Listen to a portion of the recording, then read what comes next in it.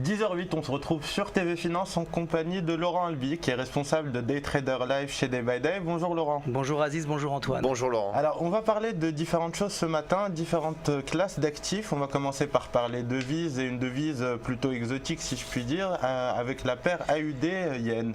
Qu'est-ce que vous pouvez nous dire sur cette paire-là?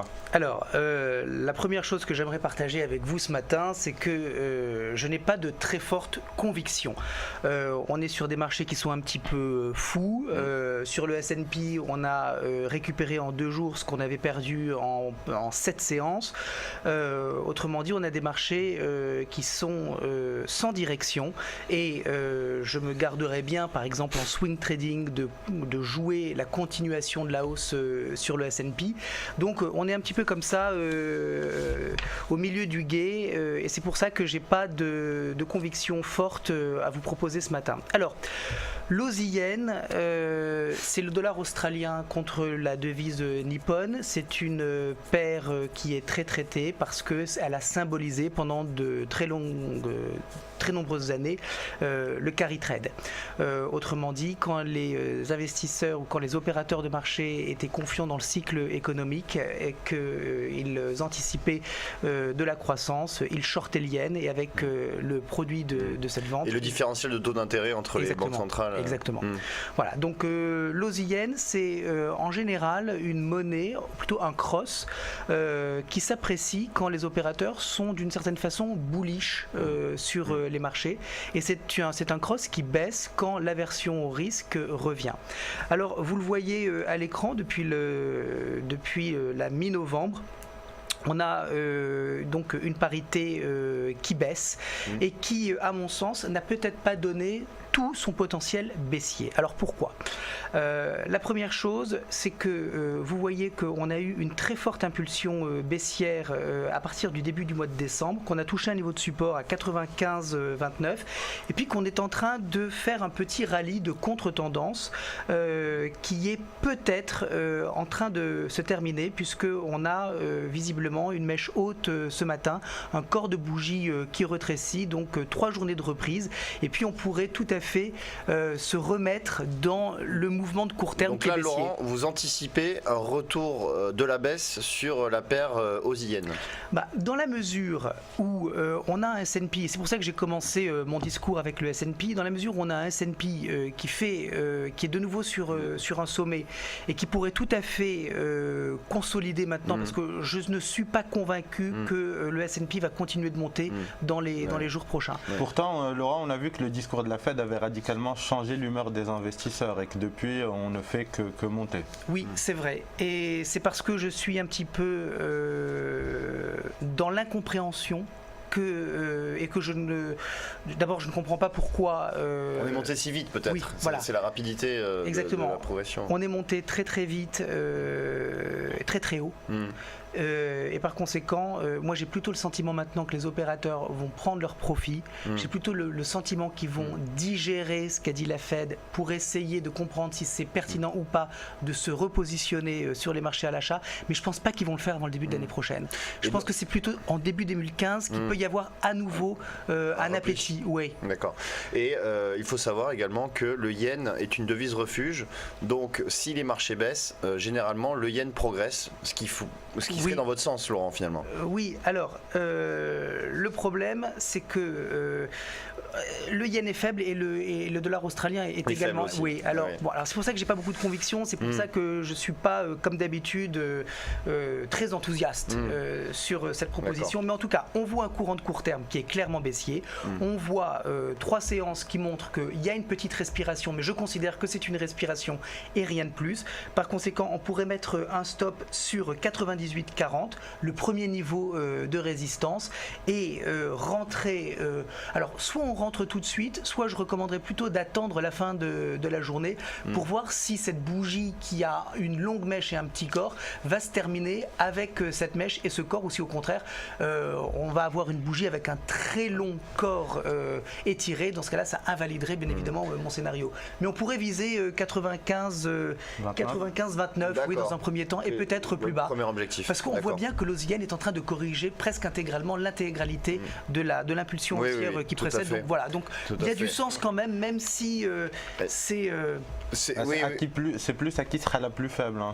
Donc on est face à deux devises qui sont donc relativement faibles, pour résumer ce que vous venez de dire. Oui. Et ce sera beaucoup plus donc un combat entre les investisseurs, à qui de quelle paire sera la plus faible, voilà. Et à quel niveau, enfin à quel moment on atteindra ce niveau de support dont vous parliez. Voilà. Un petit peu. Alors, vous nous avez parlé du S&P 500, l'indice phare aux États-Unis, particulièrement suivi par les investisseurs. Oui. Quelle est votre analyse sur cet indice américain ? Alors, on va passer en intraday parce que il y a... Sachant, comme vous l'avez dit, on a fait un nouveau plus historique hier, tout de même. Oui, incroyable. C'est assez incroyable. Après avoir perdu 6-7% en l'espace d'une semaine, on les a repris en 2 séances. Absolument. C'est quand même assez phénoménal. Ce qui veut dire finalement que le marché est plutôt boule, on peut le dire. Parce que c'était peut-être une petite correction dans un marché très haussier et qu'on pourrait aller faire encore de nouveaux plus historiques. En fait, le problème que j'ai, c'est que si les marchés si le S&P en l'occurrence était remonté vers ses plus hauts historiques, autrement dit vers 2077, pendant quelques jours encore à venir, tranquillement vers Noël, ça m'aurait plus rassuré que le fait qu'on a déjà fait l'objectif. Il y a une volatilité très forte, qui témoigne de la nérosité des investisseurs, et ce n'est jamais bon en général. Moi, je trouve qu'on est monté beaucoup trop vite vers ces nouveaux sommets, et je ne pense pas qu'on a des opérateurs, même si ce que vous avez dit est correct, et même si la Fed a remis tout le monde dans le sens des achats, j'ai quand même de gros doutes sur la capacité du S&P à faire des nouveaux sommets historiques notables d'ici la fin de l'année. Donc moi j'ai plutôt le sentiment qu'on est revenu sur 2077 et que maintenant on va s'enrouler tranquillement. Alors peut-être qu'on fera des nouveaux sommets marginaux, mais autrement dit, à court terme, le potentiel haussier sur le S&P avant la fin de l'année, je le vois pas. Alors j'ai peut-être tort, mais en tout cas, je le vois pas. En revanche, on a peut-être des opérations qui sont intéressantes en intraday. Alors c'est vrai que je vous parle pas souvent d'intraday, mais là pour le coup, on est allé taper donc 2077-75. Vous le disiez, on a fait 75 cents de plus que le précédent sommet historique. Bon, c'est boule. Ce matin, un petit peu à l'instar des marchés européens, on consolide. Et je pense que si on retournait un petit peu plus bas sur le S&P, en l'occurrence vers 2034, ça pourrait représenter un niveau d'achat intéressant, donc achat sur repli, pour reviser les 2077. Alors c'est du petit trading, c'est de l'intraday. Je ne suis pas très gourmand, donc je n'envisage pas, comme je vous le disais, des nouveaux sommets historiques, mais sur repli, je pense que 2034 pourrait être un niveau qui pourrait tout à fait s'envisager pour ceux qui aiment le day trading. Rentrer sur ce niveau serait une opportunité pour reviser donc les précédents sommets. Alors ce repli sur 2034, il pourrait s'accompagner sur l'Eurostoxx qui est en train lui aussi de corriger. Non, attendez.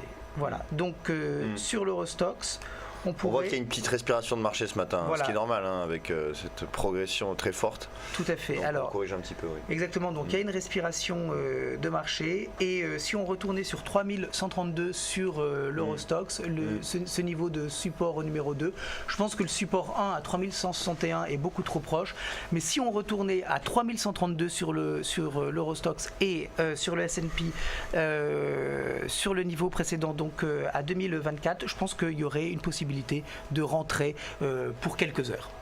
Quel est votre objectif, Laurent, sur l'Eurostoxx à ce moment-là, si on rentre sur ce niveau que vous venez d'évoquer? Alors sur l'Eurostoxx, l'objectif ça serait de rentrer, donc on rentre à 3132 et on vise 3196, 3200, autrement dit le haut de la bougie d'aujourd'hui. Rien de plus. Très bien. Voilà. Très bien, merci Laurent pour toutes ces analyses. Merci Laurent, on vous retrouve donc lundi. Et non, car je suis en vacances, Aziz. Eh bien, écoutez, je vous retrouve le 5 janvier. Exactement. Je vous retrouve en 2015. On en profite pour vous souhaiter de bonnes fêtes et donc une bonne année. Et puis on vous retrouve donc très bientôt en 2015. On va marquer une courte pause et on se retrouve pour la suite des programmes.